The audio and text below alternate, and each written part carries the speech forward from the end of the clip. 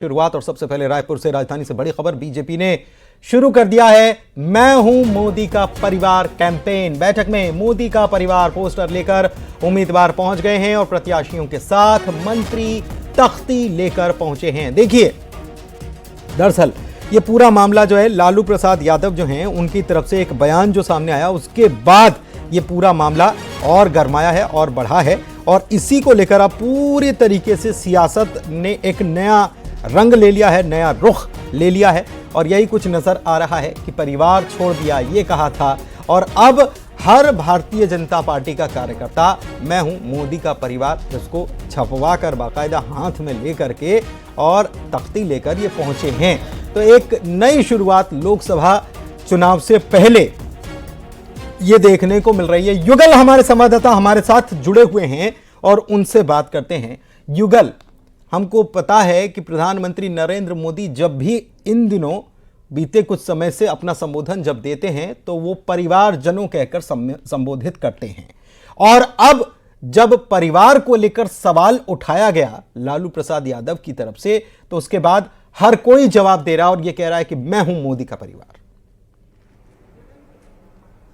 जी बिल्कुल, देखिए जिस तरह से यहाँ पर एक कैंपेनिंग चलाया गया है मैं हूँ मोदी का परिवार, और सभी जो उम्मीदवार हैं, मंत्री हैं, पदाधिकारी हैं, संगठन से जुड़े हुए लोग हैं, सभी ने तख्ती लेकर के ये बता दिया है कि मैं मोदी का परिवार हूँ। और जिस तरह से कटाक्ष किया गया था तो उसका इसे करारा जवाब भी कहा जा सकता है। और अभी फिलहाल बैठक है वो संपन्न हुई है, बीजेपी की मैराथन बैठक चली। प्रत्याशियों को यहाँ पर जो टिप्स दिए गए हैं कि किस तरह से वो लोकसभा में जाएंगे, प्रत्याशियों हैं वो जाएंगे मैदान पर और उम्मीदवार जो हैं वो जो मतदाता के साथ जाएंगे और उन्हें जीत का गुरु मंत्र यहाँ पर संगठन के जो शिल्पी हैं, जो अनुभवी नेता हैं, तमाम लोगों ने यहाँ पर दिया है। चुनाव समिति के साथ साथ चुनाव प्रबंधन के भी टिप्स यहाँ पर सिखाए गए हैं और बैठक अभी समाप्त हुई है और जो प्रत्याशी हैं उन्हें भी अभी कुछ आपसी चर्चा भी वो कर रहे हैं, गुफ्तगू कर रहे हैं। तो ये कहा जा सकता है कि लगातार बीजेपी जो संगठन से लेकर के तमाम कार्यकर्ता हैं, पदाधिकारी हैं, वो 11 की 11 सीट जीतने पर पूरी तरह से ताकत उसने अपनी झोंक दी है और फिलहाल बैठक है वो संपन्न हो चुकी है। और ये कहा जा सकता है कि लोकसभा चुनाव को लेकर के बीजेपी ने बड़ी तैयारी की है। जी चलिए, बहुत शुक्रिया युगल आपका इस जानकारी के लिए। और बढ़ते हैं आगे और बात अगली खबर की करते हैं। रायपुर से खबर आपको बता रहे हैं, छात्र को चाकू मारने का मामला। हमने आपको खबर दिखाई थी, एक छात्र जो एग्जाम देकर बाहर निकल रहा था, स्कूल से बाहर निकला ही था, उस पर हमला कर दिया गया था। इस मामले के 4 आरोपी गिरफ्तार कर लिए गए हैं। सभी नाबालिग बताए जा रहे हैं और ये प्रेम प्रसंग का पूरा मामला है। प्रेम प्रसंग में ही ये चाकू मारने की वारदात सामने आई थी। परीक्षा देकर निकल रहे छात्र पर हमला कर दिया गया था और इस मामले में 4 नाबालिग जो हैं वो पुलिस की गिरफ्त में आ चुके हैं।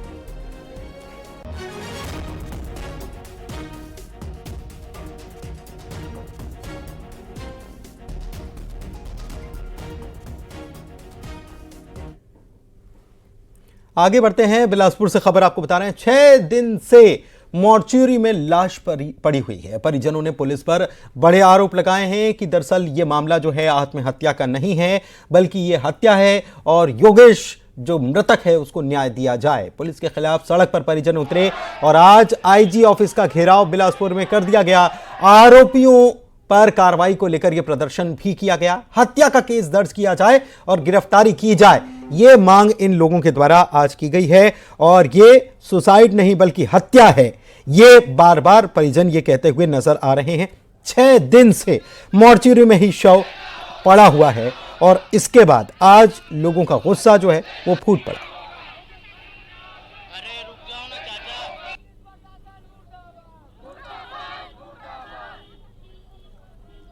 उमेश हमारे संवाददाता फोन लाइन पर बिलासपुर से जुड़े हुए हैं। उमेश से जानते हैं ये पूरा मामला है क्या, क्यों ये परिजन कह रहे हैं कि सुसाइड नहीं बल्कि हत्या है और पुलिस ने अभी तक क्या एक्शन लिया? उमेश, देखिए, ये पूरा मामला 6 दिन पुराना है, जब तखतपुर मार्ग में जो एक बेलतरी गांव है, वहां पर एक युवक की फांसी पर फंदे पर लटकी हुई लाश मिली थी, जिसके बाद पुलिस ने इस पूरे मामले को सुसाइड बताया था। हालांकि परिजनों का ये आशंका थी कि उसको कहीं ना कहीं उसके साथ अनहोनी घटना हुई और उसकी हत्या कर उसकी लाश को लटका दिया गया है। लिहाजा परिजन जो है वो तीसरे दिन सिम्स मरचुरी पहुंचे थे और ये मांग कर रहे थे कि उसकी दोबारा जो है वो पीएम की जाए। और पीएम रिपोर्ट में चूंकि फर्स्ट जो रिपोर्ट है वो ये बताया गया था कि कहीं ना कहीं हैंकिंग की वजह से उसकी मौत हुई थी।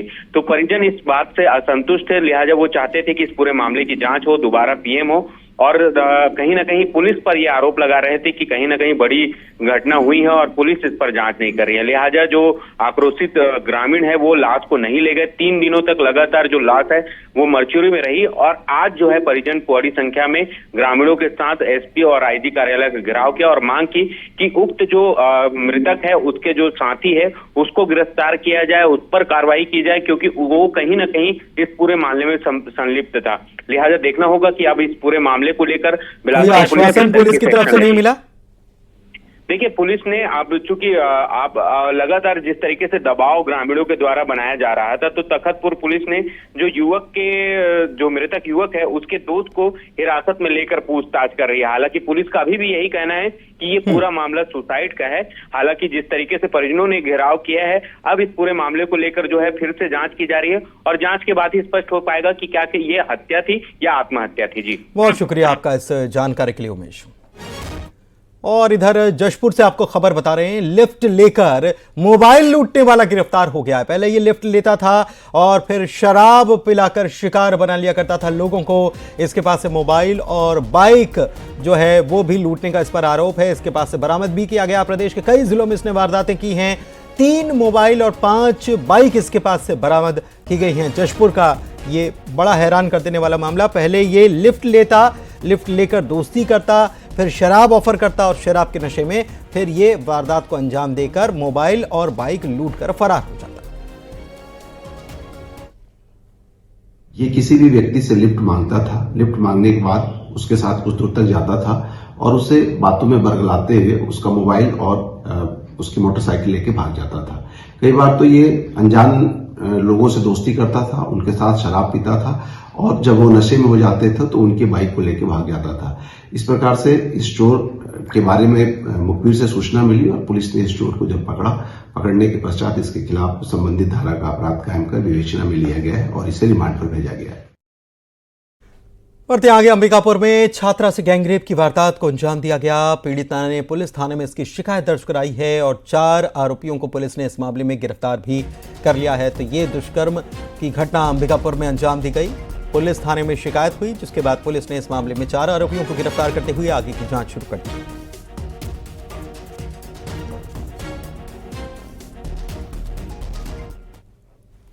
वहीं बीजापुर से खबर आपको बता दें, जहां पर नक्सलियों की एक साजिश जो उन्होंने रची थी वो नाकाम हो गई। 5 किलो का आईईडी बरामद किया गया है। जवानों ने बाद में इस आईईडी को डिस्पोज भी कर दिया है।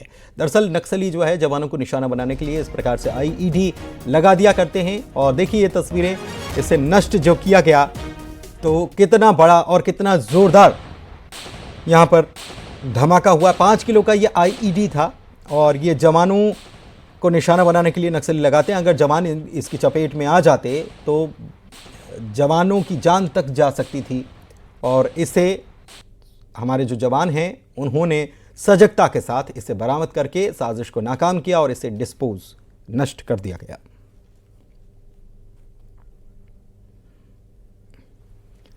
चलिए बढ़ते आगे। रायपुर में पुलिस ने कार्रवाई करते हुए 27 लाख रुपए की चांदी को बरामद किया है। 35 किलो चांदी का वजन बताया जा रहा है, जिसे जब्त कर लिया गया है। मंदिर हसौद पुलिस ने यह बड़ी कार्रवाई अंजाम दी है।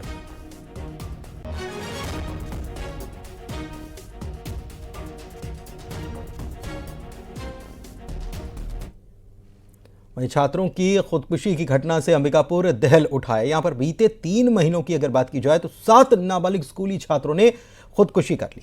सरकारी स्कूलों के मुकाबले निजी स्कूलों में ये घटनाएं ज्यादा देखने को मिल रही हैं। खुदकुशी की घटनाओं को रोकने के लिए जिला स्तरीय कमेटी का गठन किया गया है, जो स्कूलों में जाकर छात्रों, पेरेंट्स और शिक्षकों से चर्चा कर रही है। कमेटी के सदस्यों ने एमजी रोड स्थित एक निजी स्कूल में बैठक ली।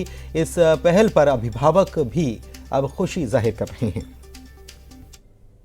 सब घटनाएं जो है ये थोड़ा सा समझ लीजिए कि चिंता का विषय तो है, लेकिन जो पेरेंट्स बच्चों को केयर करते हैं या जो नहीं करते हैं जो बच्चों की केयर नहीं करते हैं उनके ऊपर ज़्यादा ये है। और कुछ स्कूल को भी पढ़ाई को लेके कुछ विशेष थोड़ा सा देखना चाहिए। जिले में विगत 3 महीने में 7 बच्चों ने सुसाइड किया है और साथ ही ये भी देखा जा रहा है, 15 दिनों से पेपरों में भी आ रहा है कि बच्चे स्टंट कर रहे हैं, तलवार घुमा रहे हैं, लड़ाई झगड़ा कर रहे हैं।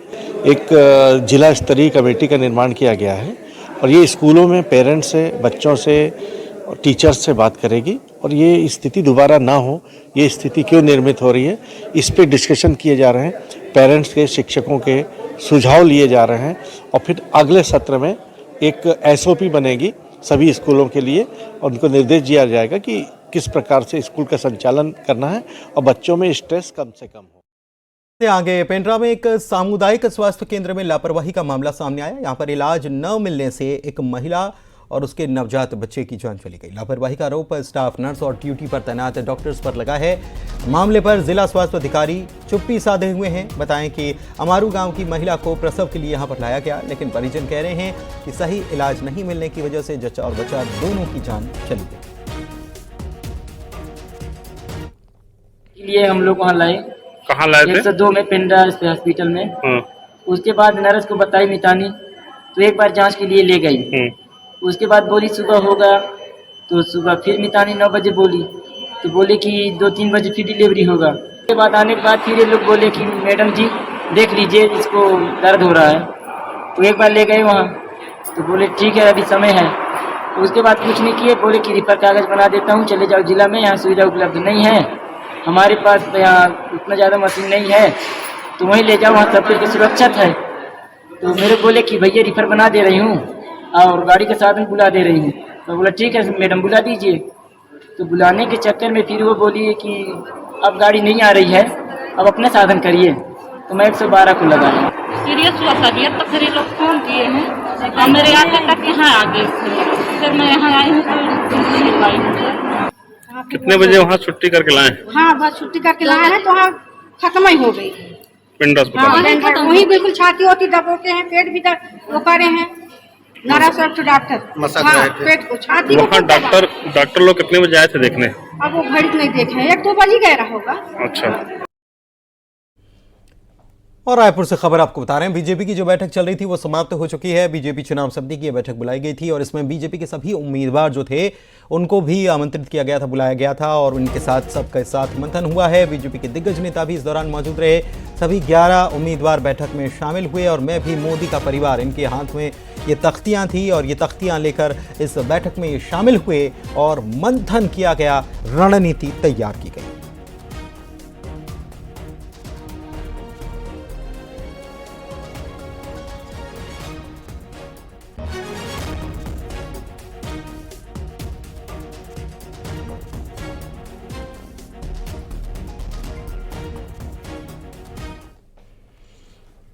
आगे बढ़ते हैं, बात अगली खबर के। बलौदा बाजार में योगेश अग्रवाल नाम के एक युवक की हत्या की गुत्थी को पुलिस ने सुलझाने का दावा किया है। पुलिस का कहना है कि मजाक करना युवक की हत्या की वजह था। पुलिस के मुताबिक योगेश अग्रवाल रोज मॉर्निंग वॉक के लिए जाते और वहां एक रॉकी पटेल नाम के एक शख्स से वो रोज मजाक करते। रॉकी को ये मजाक जो है नागवार गुजरा, उसे अच्छा नहीं लगता था। एक दिन उसने योगेश अग्रवाल की हत्या ही कर दी। ये मामला भाटापारा ग्रामीण थाना क्षेत्र का है। सुबह भाटापारा ग्रामीण में ये शिकायत आई थी कि तरेंगा गांव में एक बुजुर्ग व्यक्ति की लाश पड़ी हुई है।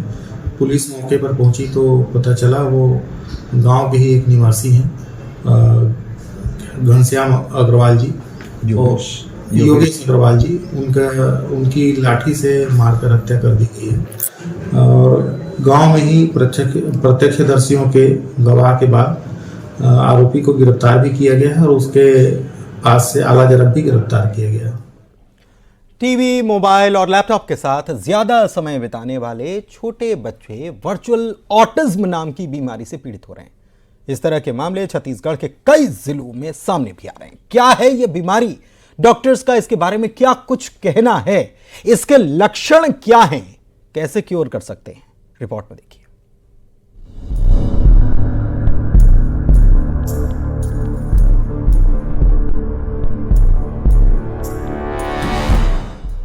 स्क्रीन टाइम जैसे टीवी, मोबाइल, लैपटॉप के चलते बच्चे तेजी से वर्चुअल ऑटिज्म के शिकार हो जा रहे हैं।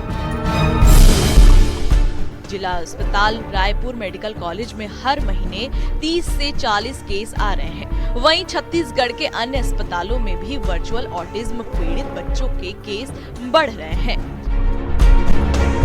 क्या है वर्चुअल ऑटिज्म? सामान्य बच्चा 2 साल तक बोलना सीख जाता है। स्क्रीन टाइम के चलते बच्चे उसी में खो जाते हैं। समय पर बोलना नहीं सीख पाते, मानसिक विकसित भी नहीं हो पाता है। बचाव के लिए क्या करें? बच्चों को स्क्रीन से दूर रखें, मानसिक और शारीरिक विकास पर ध्यान दें। पेरेंट्स बच्चों के साथ टाइम बिताएं। बच्चा समय पर बोलना नहीं सीख रहा तो बच्चे को डॉक्टर के पास ले जाएं। बच्चों को बोलने में परेशानी हो रही है और देर से बोल रहे हैं या उन चेहरा जो है वो आपस में नज़र नहीं मिलाते माँ बाप से वो अपने, तो ये परेशानी जो है अभी जो है फ़ोन हमारी व्यवहार में और हमारी कल्चर में फ़ोन के आने की वजह से जो है बहुत ज़्यादा उभर रही है। जैसे 1 साल का बच्चा माँ बा दा बोलता है, बाय बाय करता है, इशारों से चीज़ों को समझने की कोशिश करता है, अपने नाम को रिस्पॉन्ड करता है, उसका नाम लेने से वो उस तरफ देखता है। तो ये सब चीज़ें अगर नहीं हो रही हैं तो हमें समझना पड़ेगा। और बच्चा अगर फ़ोन ज़्यादा यूज़ कर रहा है तो डॉक्टरों के मुताबिक 100 में से 1 बच्चा वर्चुअल ऑटिज्म का शिकार बन रहा है। तो जरूरत है आप अपने बच्चों को इस बीमारी से बचाएं। उसके साथ ज्यादा से ज्यादा समय बिताएं और मोबाइल, लैपटॉप, टीवी देखने में ज्यादा समय न बिताने दें। आकाश शुक्ला, रायपुर, न्यूज़ 18 मध्य प्रदेश, छत्तीसगढ़। और आइए अब नजर डालते हैं